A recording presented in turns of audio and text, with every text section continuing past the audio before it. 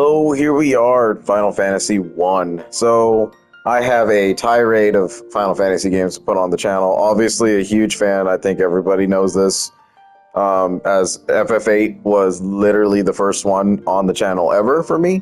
Final Fantasy 8 is my game. That is my personal favorite one all time. It's the one that got me in. It was my first.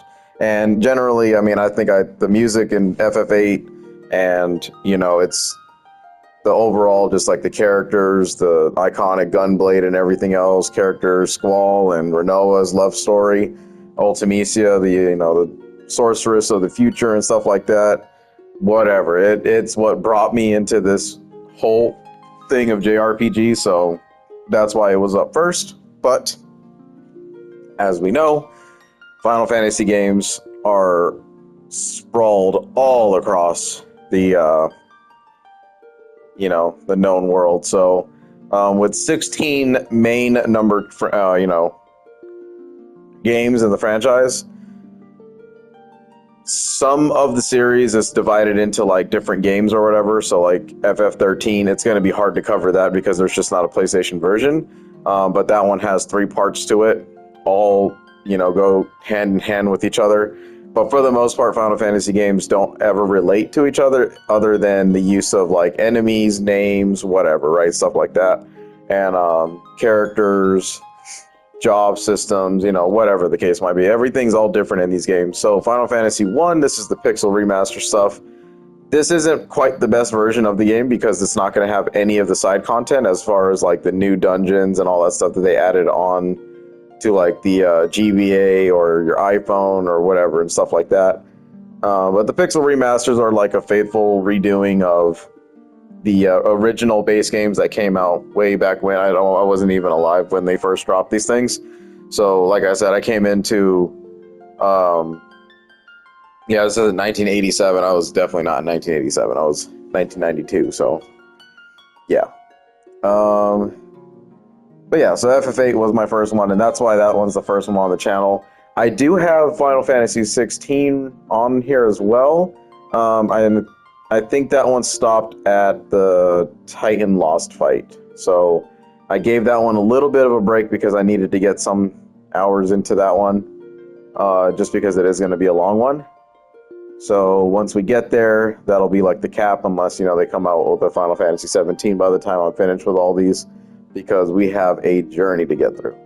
Obviously, I'm going to split these all up, because just playing Final Fantasy games 1 through 16 pure is just going to be taxing on the mind and taxing on the soul, so I don't want to end up disliking it. But I do love these games a lot. They're all fun in their own unique way, and they're all very frustrating in their own unique way. So just to show, I've beaten these games millions of times. There's really nothing outside of FF games that I don't know. Pretty much platinumed every single one of them, except for like maybe 9, because the jump rope shit sucks. Trying to think. 15 has like a fishing one that I have to do. 16 has a few like stupid things that I have to do, like combat wise, but it's real easy stuff that if I just boot up the game, I can get it instantly. Haven't played 6 Pixel Remaster on the PlayStation yet. I played it on my phone. I have all the games on my phone and on my Switch. So that'll be like a new set. But other than that, every other game has a platinum attached to it, or at least very close to it. Just have to do like minute little things here and there. So yeah, last Final Fantasy game that I actually played was Rebirth. So very fresh off the tails of a new game that came out last year. And hit that platinum trophy in Rebirth back in March of 24. So that is over and done with. But yeah, so we're just going to kind of go in order from here, and hopefully in between all this stuff, they actually do like put like a remastered version of 13, 13.2, and 13 Lightning Returns onto the PlayStation, because for whatever reason, they don't have it on this system, which sucks. But with that being said, I also do have a lot of other games that are coming up on the channel, and I'm kind of hopping back and forth between Ninja Gaiden Black 2, and you know, having to do all that series, and just platinumed Elden Ring today, so that video just went up. And yeah, so just a lot of general cool things on the horizon, but with that, so in the options, we are going to see a little bit of a thing that I'm going to do here. It's probably not going to be nice for everyone to watch, but hey, it is what it is. So we will start a new game. Here you choose your class if you're a newcomer to the series. This game is very old, so we have not been introduced to the MP system yet at this stage. We are like a magic charge type thing, like a Dungeons and Dragons thing, if you're into that. So you have 6 characters that you can choose from, and if you want to, you can literally load up like all the same, all different. Obviously, the game wants you to spread across and get coverages for everything, but each class has its weaknesses and it has its strengths and stuff like that, just like your typical RPG would. So always run a warrior, because they're just going to tank the damage for you. Thief is never a bad idea either, but I think for this run, I might run because my last one, I had a thief in there.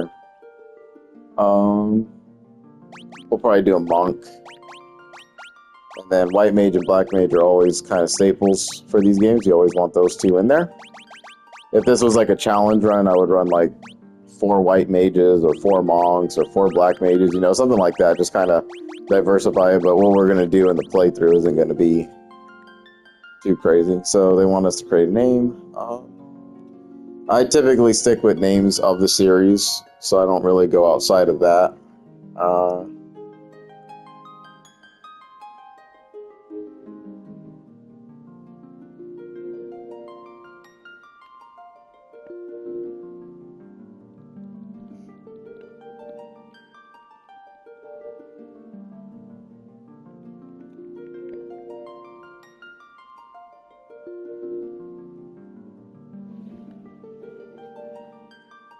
I always like picking names, but geez, wasn't really prepared for this one.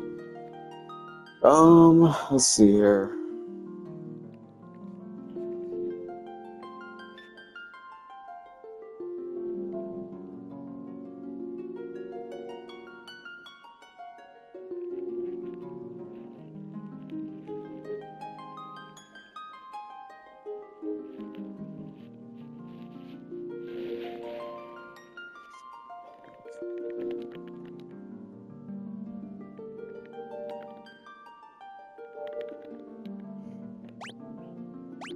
So we'll have Antonio.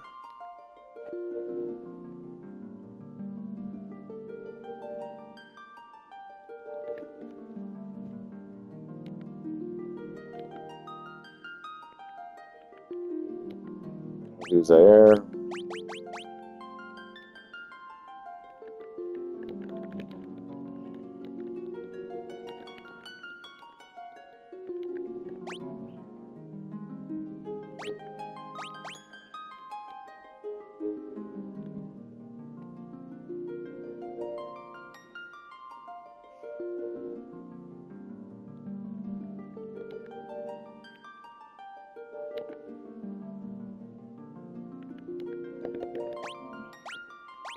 Man, it's okay. So just random ass names. Usually I just kind of spam the suggested names thing and just let them do a thing, but you know.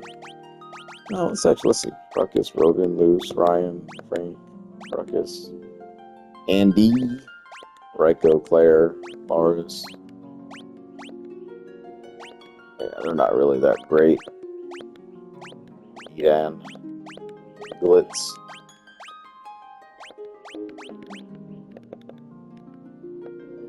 I think we'll just stick with Antonio. Okay.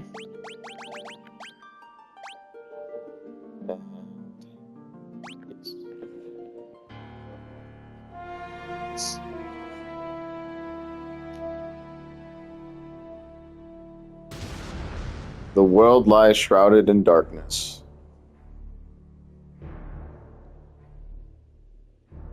And these subtitles are pretty fast, so.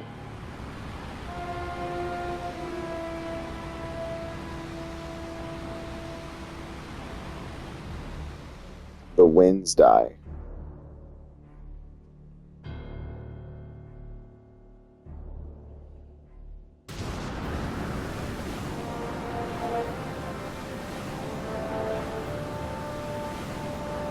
The seas rage.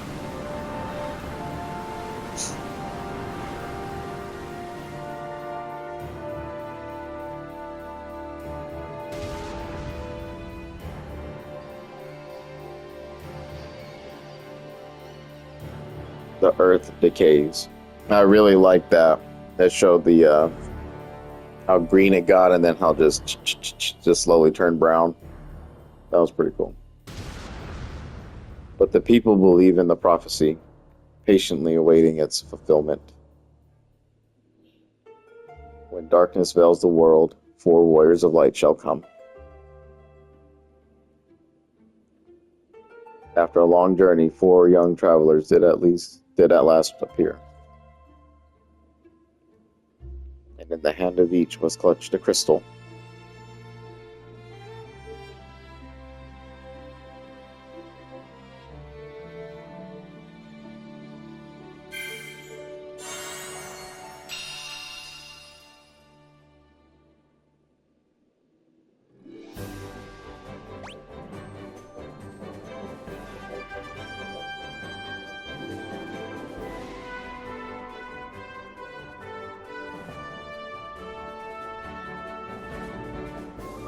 Bum, bum, bum, bum, bum, bum, bum, bum, bum.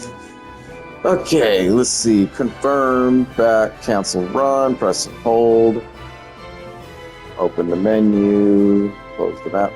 So these are excellent. So I can actually turn off the encounters too so we can walk around. This game is excellent in terms of what they give you, like right out the gate.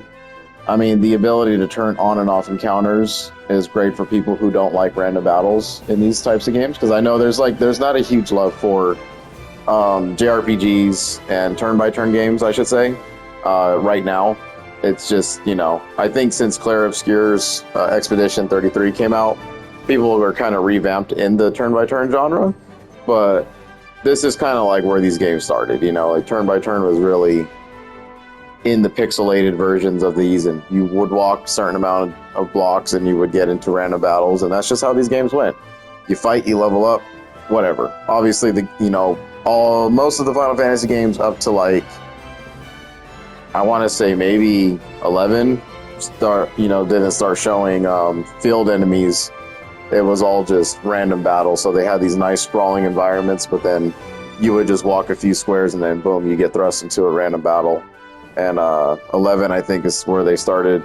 It's an online MMO that's no longer a thing, but I think they showed field enemies. 12 had field enemies, 13 definitely, 14 does, 15 does, and 16 does. So yeah, it took about more than half the series before they got away from random encounters per se, and actually started showing enemies in the open field.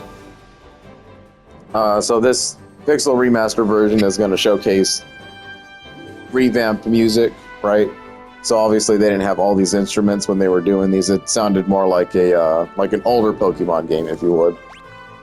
But we get all sorts of stuff here. Triangle opens this. This menu is pretty much your everything. It's just going to show you what you got. When it says MP, that's just a way of just kind of showing the spell charges that you have for certain magics. So right now you see 20000, so it's pretty much in levels.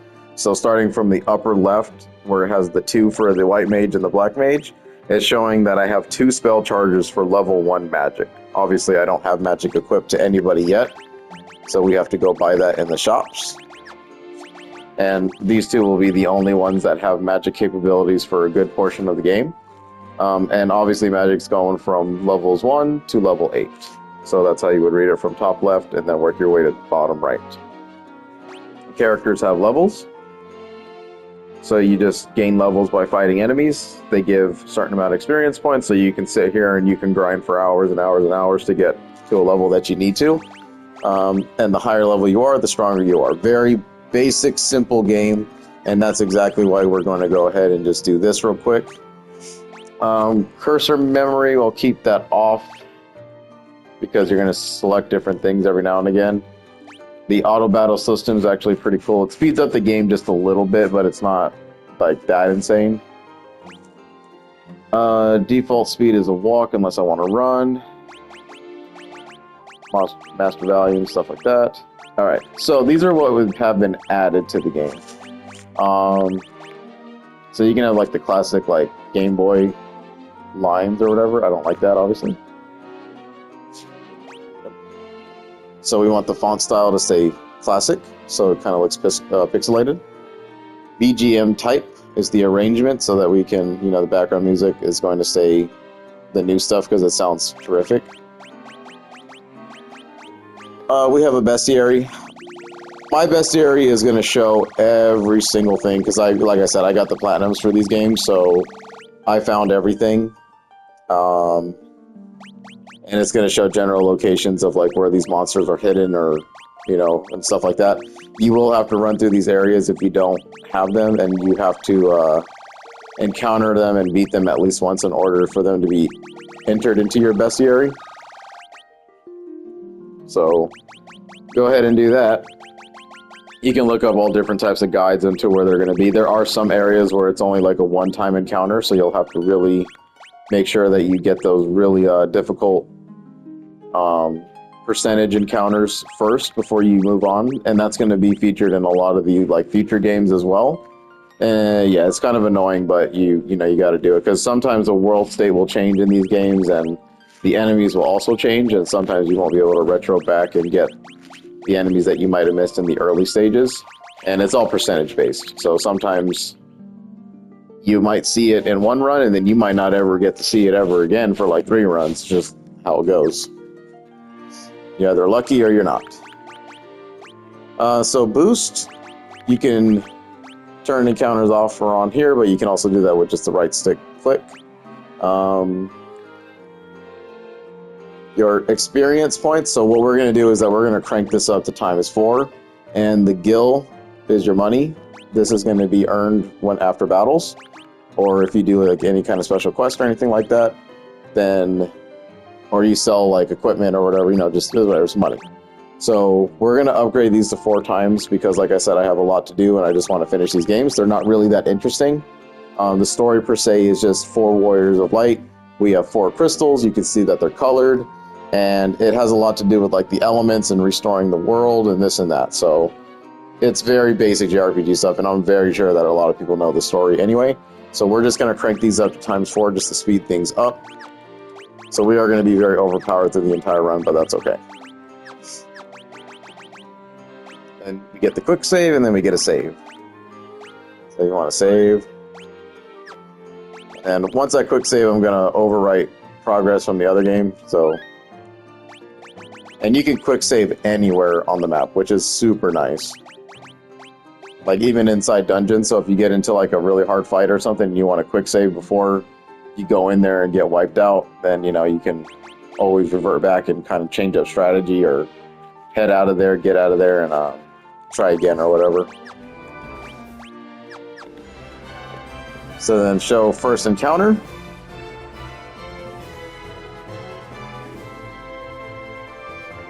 Literally just walk, find one, and 4 goblins.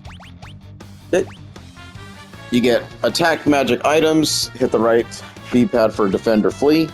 If you select flee, your characters will begin to start running away, but you'll have to select a command for everybody because it's not a guaranteed runaway. Unless you had a thief in the party, your chances of fleeing go up a lot. Pretty much almost guaranteed in these early stages. But battles go just like this. You'll attack. Your mages have no options but to attack. They have nothing to do. And then once you select your final guy, has a selection in his thing, the battle will begin. So if you want to back out, you just hit circle or B, depending on what you're playing on. and you can restart all your strategy. You can select who you want to hit. It doesn't matter. The back row and front row do not exist in this game, so it does not matter at all. You're going to do same amount of damage no matter where they're at. So you're just trying to wipe enemies based off of that. We have no items. So just kind of attack, attack, attack. And then I hit square just to kind of speed this process up. You'll see the fast forward button in the top left.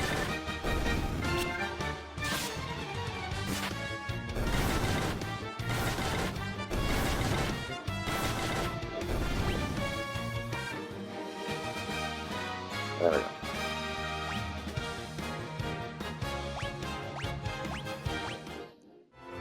And they completely revamped the way that leveling up actually works in this game, and all of the Pixel remasters, to be honest. So it really helped out Final Fantasy II a lot with the way that level system was, but we'll get to that whenever we get to that game. But this one's just basic. I mean, you fight, you level up, move on, explore, all that good stuff. Then here we want to go into the town, so you want to walk into the buildings. As soon as you interact with a guard, they're going to take you to the castle, so you want to just explore the town of Cornelia. And then we can either sit there at a walk, or we can change the default speed to running. Hit square for like a map of the area that you're in. This is really useful, especially for newcomers, because you can just kind of just see what each symbol means. So obviously, like the black staff and the white staff are showing black and white magics. The little teapot over there is an item shop. The sword and the shield are your weapons and your armor, and then the bed is your inn, which is how you heal your party to full.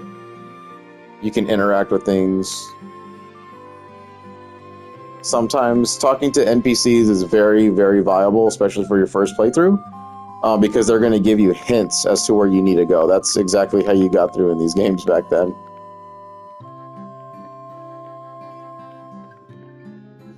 So then I say, oh, please, you must rescue the princess, Sage Lucas. And I'm not going to read all these because you just kind of pause and, or just play the game yourself. It's really not that hard.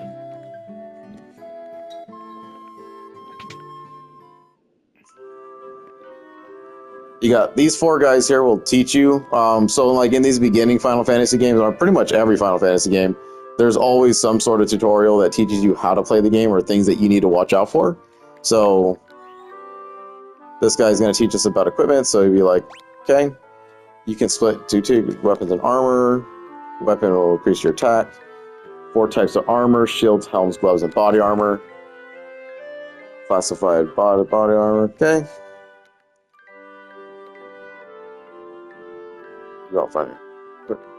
Selecting optimal. So optimal will automatically equip all the strongest crap to your character. So each character has a certain set of armor and weapons that they can equip to them at any given time. We actually want to take this thing off of him. So you want to remove. But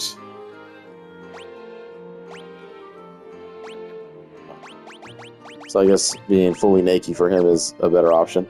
So you just kind of want to play around with this stuff and see what each character can do. So the monk is like pretty much a hand-to-hand fighter.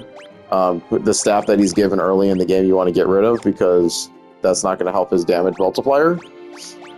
But he has a very weak armor, and he's going to be kind of a hassle to deal with.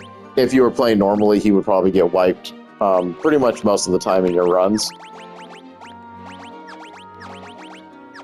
Then obviously these two, their staffs do nothing but just kind of bonk people. Then we have a knife for this guy. Obviously he's going to have to get changed out. You have an accuracy rating, your defense, your evasion, all the good stuff.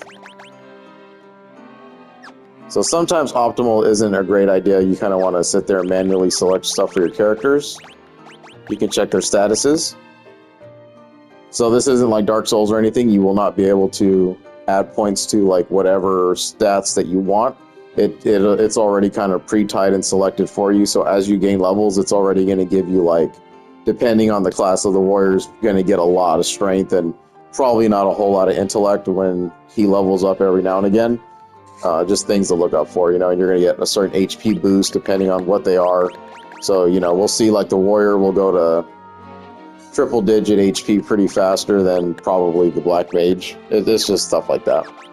That's why challenge runs are so important. Order changing, it does nothing, but you can just kind of put someone in the front or in the back or in the list. But what is important to understand about the order is that the character on the top will literally receive about 75% of the monster's attention, where the second and third rows usually are like 50, 40%-ish, and then like this is like very 25%-ish, that the bottom guy will always get kind of targeted. So you want to set your characters up in a way where you put your weaker guys in a certain order. So obviously the black mage has like barely any HP, so you kind of want to set him up at the bottom so he'll be targeted less. And you want your warrior or your tank to be set up top so that you'll be targeted more often by him, and that's exactly what he's there for, is to take the damage for everybody. Okay. Some of the items. Carry potions and antidotes, yep. Sleeping bags, tents, and cottages. This restores your stuff outdoors. So yeah, they're just teaching you like little bits of trivia here to... Okay, yep, different weaknesses. So you want to find, like, usually, you know, you'll find monsters. So if you're battling like something in the ocean and it's a sea monster, usually it's probably going to be weak to lightning, right? So stuff like that. Yeah, there you go. He even did it for me. It's like a ×2 multiplier. You can get crits off easy or stuff like that.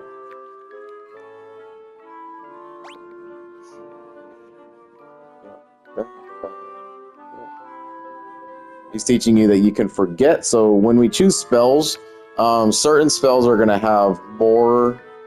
Like, okay, we'll get to it in a minute. So every inn that we run into in different cities is going to have a different cost depending on where you're at, because the game is going to be like, oh, you're supposed to be making more money than this. So they just try to take your money.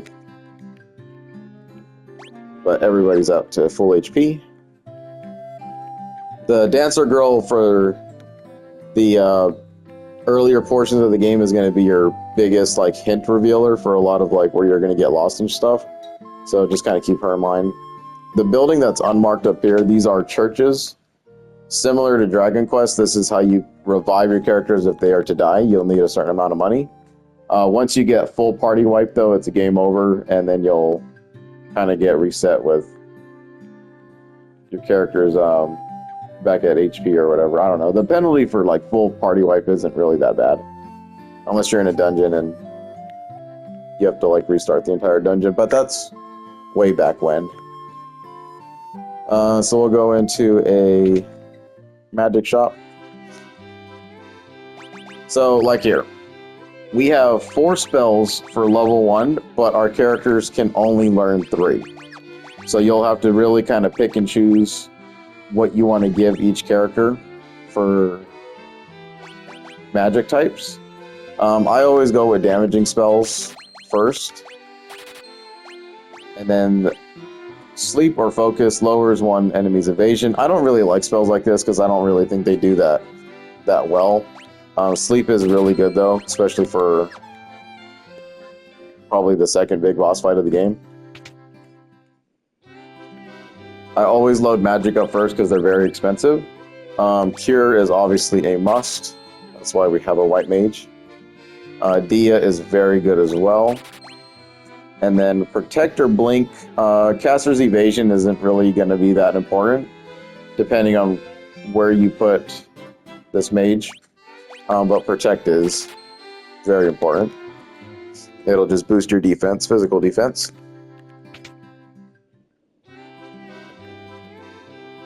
Alright, now you have a chance to go ahead and start buying. So even though you'll see Nunchuck give the monk a better upgrade in attack, it's actually still worth to have him as a hand-to-hand combat. So just keep him there. We can go ahead and get a rapier for the warrior and a hammer for the mage. Nice quality of life here is that you can equip them from the shop menu. So we'll see that I get a +4 upgrade in attack, but I'll lose a little bit of accuracy, which is fine. For the most part, you'll be hitting things, unless enemies have high evasion stats, which we won't run into those types for a little while. So with the staff, we lose a little bit of attack, but we'll gain accuracy doing this, so this is actually a better move for the mage. Then go ahead over here. And everybody should be wearing clothes except for him, and then we got 2 types of armors and 1 heavier armor. So obviously heavy armor is going to go for him, and cheap leather armor for our other guy. So evasion's going to keep going down, and the weight's going to get heavier. Weight is kind of a new stat in the Pixel Remaster. This is just kind of signifying that the higher your weight, the slower turns you're going to get. So you could kind of select, and then all your party members and most of the monsters will get moves off before you do. But once the warrior hits, he'll hit like a truck. So it's still worth your time, and he's your tank, so you want to put him on better defense anyway. He'll get a little bit better defense, but his evasion goes down just to about 3%. So you do want him a little armored, not too much though.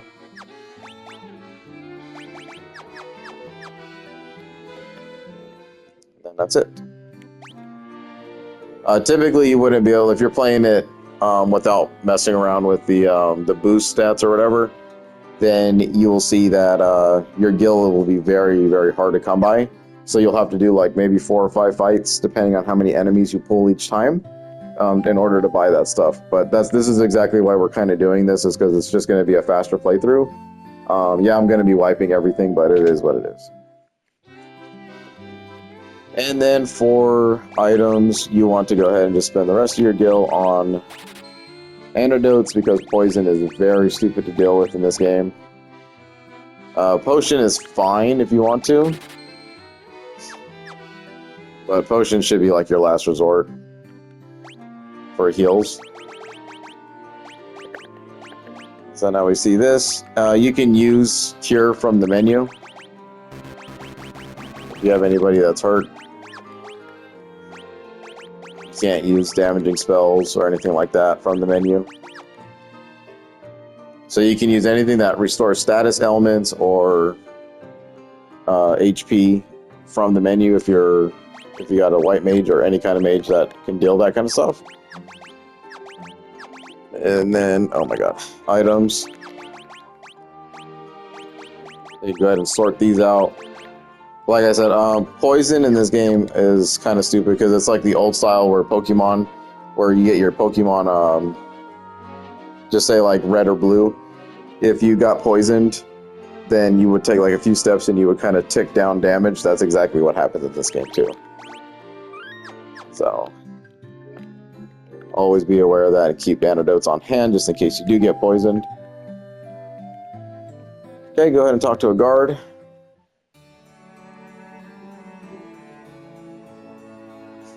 Welcome, traveler. It's over here. Yep. So now they're going to go into the prophecy stuff yet again. Gist of the story: we are 4 warriors, we have 4 crystals, and we need to restore balance to the world as it is dying. The king believes in the prophecy, and then the attendant's like, oh, how can we trust them? His daughter Sarah has been abducted by a Garland, a knight.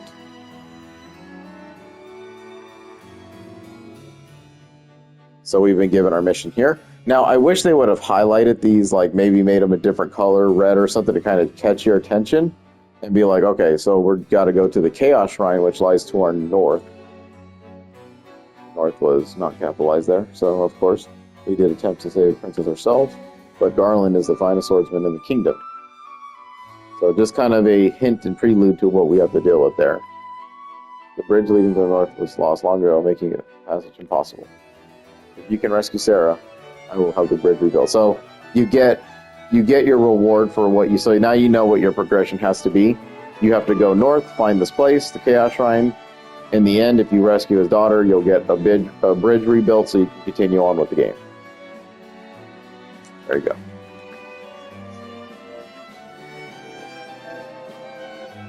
The dancing ground time may not. Yep. So there you go. Even the Chancellor's telling you about that. Yep. It's almost like I played this game a few times, right?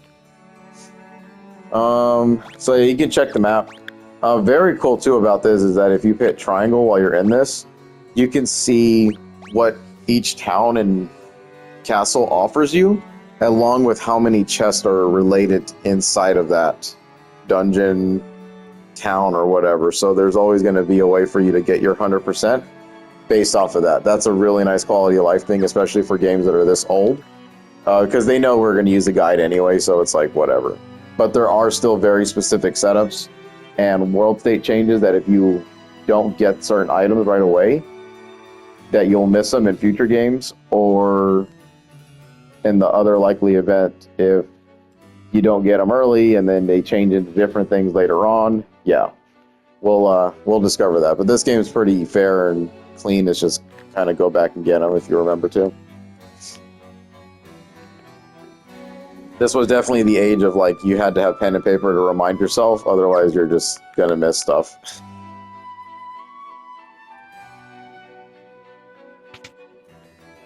So Queen Jane. So Strangers of Paradise, Final Fantasy Strangers of Paradise kind of tells the story in a different way about Final Fantasy 1. It's told through the story of a guy named Jack and his compatriots have the 4 crystals of light as well. My sister, that's her little sister.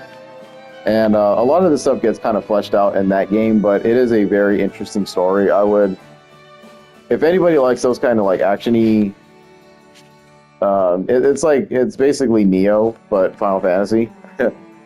So if you're into that kind of stuff, I mean, the game's worth kind of checking out. Maybe get it on a deal or just watch it on YouTube or something.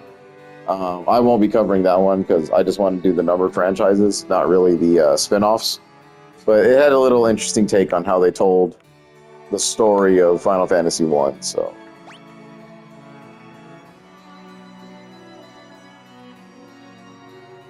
That's all I can really say about it right now. Yeah, there's a lot of twists and turns. Thankfully, the map kind of shows you what you need to do. Later on, we'll be able to kind of adventure here.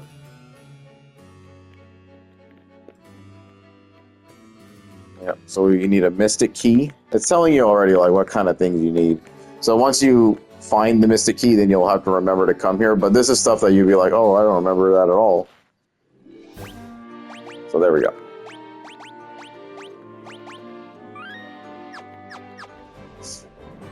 Okay, now we take off.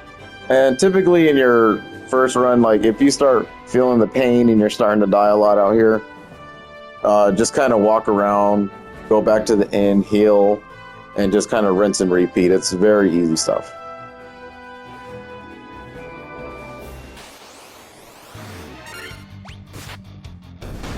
There's nothing else we can do but attack, so we're just going to keep that up.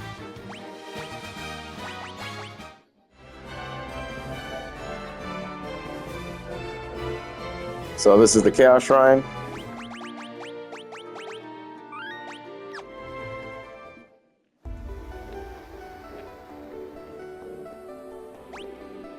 So a very nice thing is that you can actually plan your route. This used to be never a thing in the old games. So now you can kind of check around, see what this dungeon has to offer.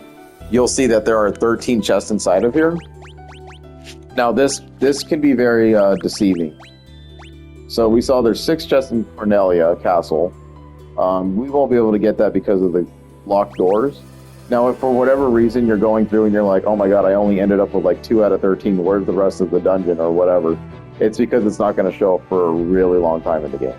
So it might be worth your time to kind of watch, like, watch a guide or kind of just be like, okay, maybe it's like a future event, and it definitely is. So you won't be able to get all things at once. So this is a nice example as to why you shouldn't, like, straight out the gate do auto battle. because now you can strategically take down these enemies because some of them are going to hit harder than others. So I would probably attack the Ward Wolf first, followed by the Goblin Guards, which will be a little bit stronger than the Goblin, and then have like a secondary backup. You can decide to use magic here to put everybody to sleep, but I wouldn't suggest that now since it's really not that hard of a fight.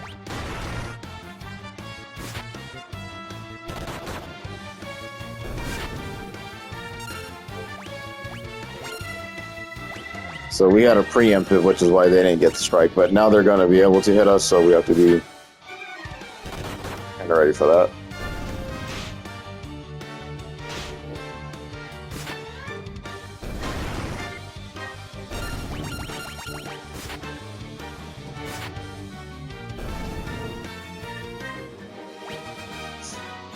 So obviously a ridiculous amount of XP for that because it's just the ×4. So yeah.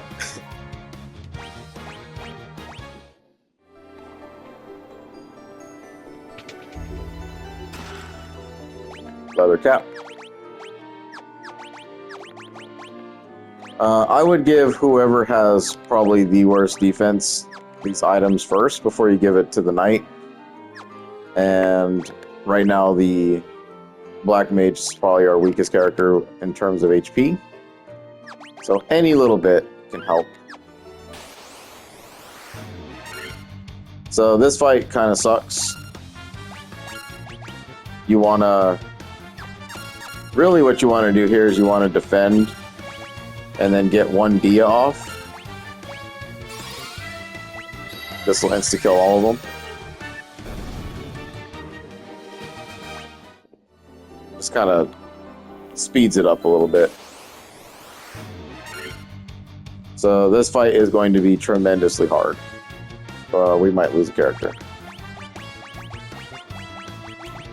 It might be worth your time to flee, but if you can win this fight, it'll be a lot of points. So we'll attack. We are definitely going to need to start curing our guys. And we will attempt to put everyone to sleep.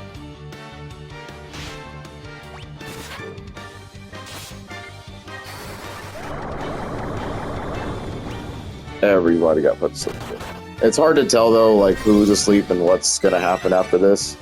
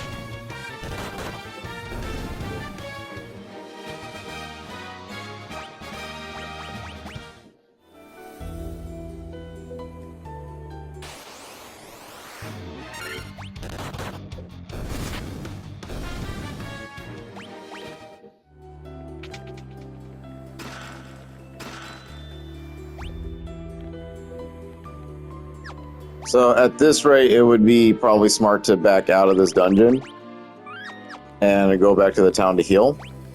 But we can kind of push through. These guys will definitely set poison to you if you're not careful. So the combat system actually kind of features like a random chance of you getting back attacked or preemptive strikes and stuff like that. It's very difficult to tell when it's going to happen. But when it does happen, in our favor right now, preemptive strike is great because we're going to get turns first. But if the enemy gets ambushes on you, it can be some of the most devastating things that happen. Because they'll just get turns and you'll have to sit there and just kind of take the damage. You can increase your chances of preemptive strikes with certain characters like Thief and everything. But obviously we don't have that character here, so we're just going to have to go with whatever RNG gives us. So you have to remember here is 2 Mystic Keys need to be used, or 2 doors of Mystic Keys need to be used there. And then now we just got to get out of here. So the Gygus Worm is going to be the rare encounter inside this building. Weak to fire. So if you want to just kind of, hopefully the mage gets a turn off. Go. But now we're kind of a little bit in trouble here, so we do want to get back out. And nothing in this overworld should really be that dangerous anymore.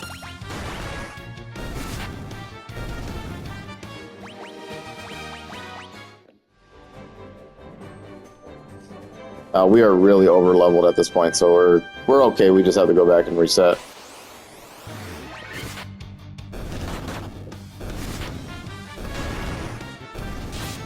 And as we level up, we actually saw like these multipliers are starting to happen. So the 2 hits, 4 hits, 3 hits, and all that stuff, that's just going to happen gradually over time. So the higher level you are, the more hits you're going to get off, which will give you, you know, an increase to damage or whatever.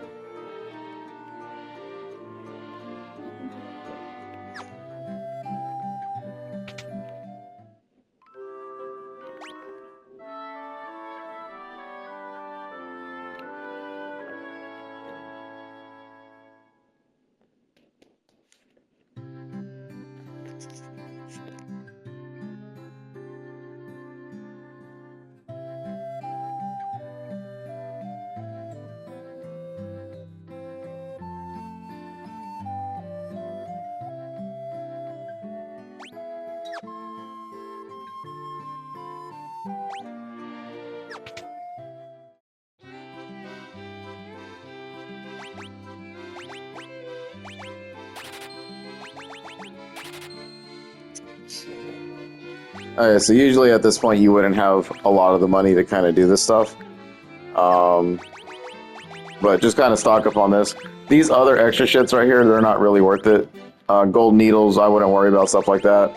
They're really expensive anyway. I mean, you can only buy 2 of these things. You can get Phoenix Downs, which everybody knows what those are if you played a Final Fantasy game. That's how you revive your allies. Potion-wise, sure, why not?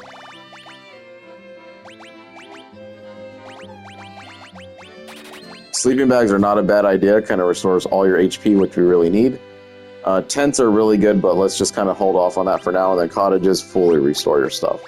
So partially, pretty much half, and then cottages are the best. We'll end up getting a lot of money, though, in the end game, so we'll be okay. And then just kind of pop out of a door. And back to it. So you won't be able to do a full run in the open world. You'll have to do your walk animation instead.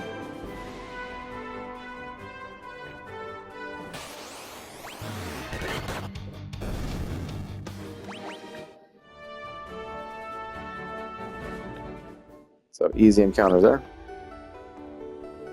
Alright, so now all we got to do is just go straight forward because we know that those 2 doors are messed up.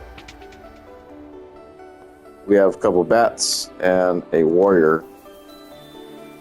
Garland, they were just talking about him.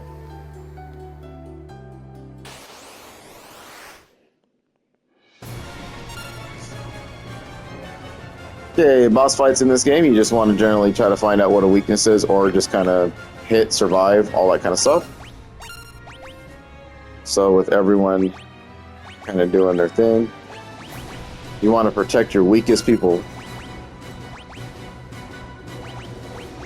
Then just do your most damaging stuff.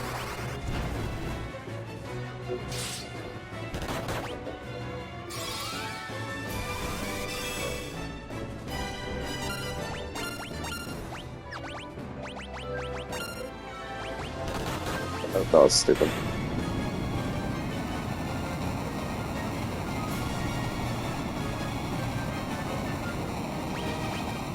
like I said, we were going to be way too overpowered for that anyway. So a majority of the game is going to look like that. But we're not here for like, you know, all this kind of stuff. We're just here to have a good time, push through 16 games and call it a day. I mean, I got way too much things to do than to worry about, you know, doing it the right way or whatever. Especially when I've done the right way like millions of times.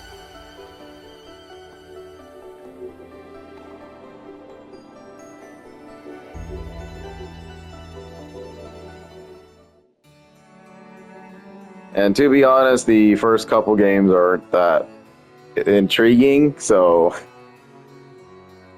this is just generally more for me to kind of like put it on TV, you know, and get it out there on a video and be like, all right, it's time to put Final Fantasy 1, 2, 3, 4, 5 away, you know, and continue on for my life from there.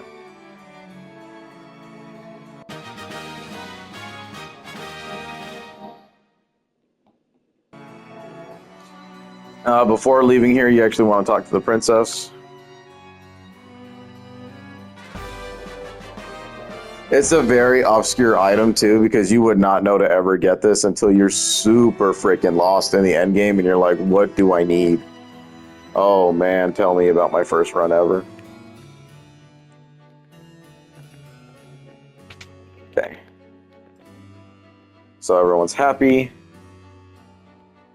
The princess is rescued. You can kind of run around and talk to the NPCs and everyone would be really pleased with you. The mom's happy. The sister will be pleased.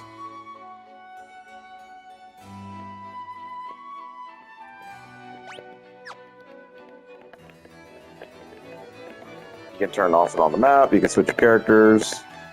If you know you just get tired of seeing the same guy, you can just kind of change who's kind of running it here. And I'll change it every now and again. It's just we're gonna stick this one out.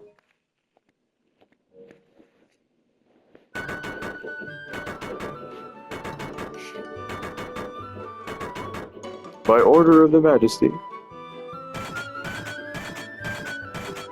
There you go. So now they're working extra fast.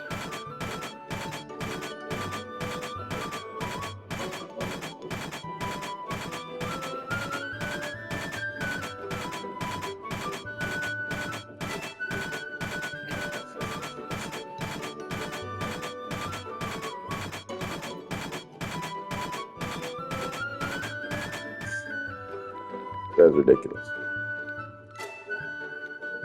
What does this bridge have to do with prophecy? So stupid. Alright, so I'll pop out here. For the sake of time, we'll just turn these off because I don't want to run into them. Because there's a little bit of a cutscene as soon as we hit the bridge. And after the cutscene, this will be it. For part 1. Super freaking iconic scene right here. This was also introduced in the original version as well. And it was actually recreated and replayed in Final Fantasy 16 when Clive, Jill, and Sid were looking upon the Imperial capital at that point in the game.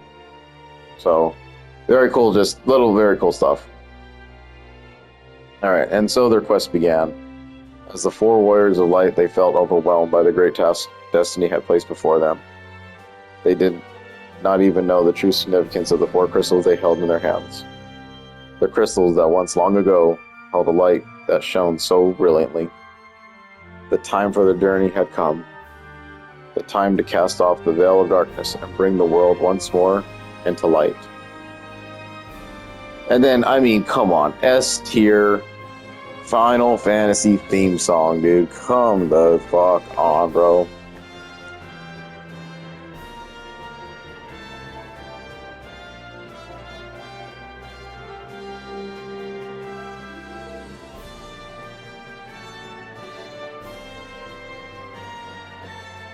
So good.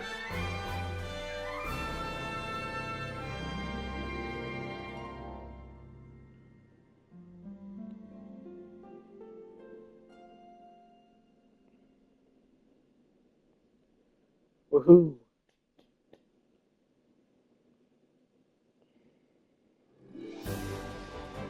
That's it. Nice. So now we got to go ahead and explore the right side of this area, and you can kind of see where you get cut off a little bit on the world map there. Obviously, like the big old mountain ranges and stuff like that are going to block your path. So there's always a way to go in these games. You just kind of have to figure out where you want to go. If you go the opposite direction, usually that leads to treasures or optional areas. So it's, you know, it's just one of those big, all of the Final Fantasy games are all big adventure games. So you just want to do whatever you want to do, play it how you want. The enemies will definitely tell you when you're not supposed to be there. And then, you know, you'll get your ass kicked and then you'll restart and that's it. It's just JRPG life. But yeah, anyway, so thanks for watching Final Fantasy 1 Part 1. Can't wait to get all these out. It's going to be a tremendous grind, though, because these games are pretty heavy in volume and hours, especially the future games. So it's going to take a minute to kind of get through all these, but it's all right. As much love as I have for this franchise, I can do these every year if I want. Then just generally going forward for the channel, definitely going to finish off the Ninja Gaiden Black 2 playthrough. Hop into Ninja Gaiden 3, and then anticipating the release of Ninja Gaiden 4, hopefully this year. It hasn't been announced that a delay is happening yet, but, you know, fingers crossed. And then Borderlands 4 is also dropping this year. So there's a lot of things, and I know I got, like, one video up of, like, Black Myth Wukong, which I want to continue that. It's just, I'm trying to get all these side projects done first before I, like, you know, kind of dapple into it, and I want to see the reactions of how many views are kind of happening for these new series that I'm dropping, so it'll just show over time who likes what, and I know my Soul series games really do the best because people just love those games a lot, but I'm kind of out of Soul series games right now. I have to do Demon Souls and I have to do Dark Souls 2, and that'll pretty much be it as far as FromSoft games go. With the completion of Elden Ring Platinum today, I mean, I'm kind of left in the void right now as to what I'm going to do with that. But, you know, we'll get back to it. It's just I'm a little bit soulsed out right now since that's all I've been kind of playing the last 2-3 years. So I just kind of want to return to form, get back into these JRPGs and, you know, play some of the new remaster games and some of the new games, obviously. I mean, I have a backlog from hell, and I'm just trying to attack it one thing at a time. Not enough time, though, in adult life to do that. But anyway, that is it. Gone on long enough. So yeah, we're just going to power through this game. They're going to be very easy because we're going to use the boost. And I'm going to use the boost 1 through 6 because I don't have any need to play it the right way at all. I mean, I've done this multiple times. I've done challenge runs. I'm smoked out. I'm like, hey, it's all good. We just want to end it. Show these videos, have like a whole playlist of Final Fantasy 1 through 16, just forever and ever for me. So, yeah, that's the plan, that's the goal. We'll see you next time.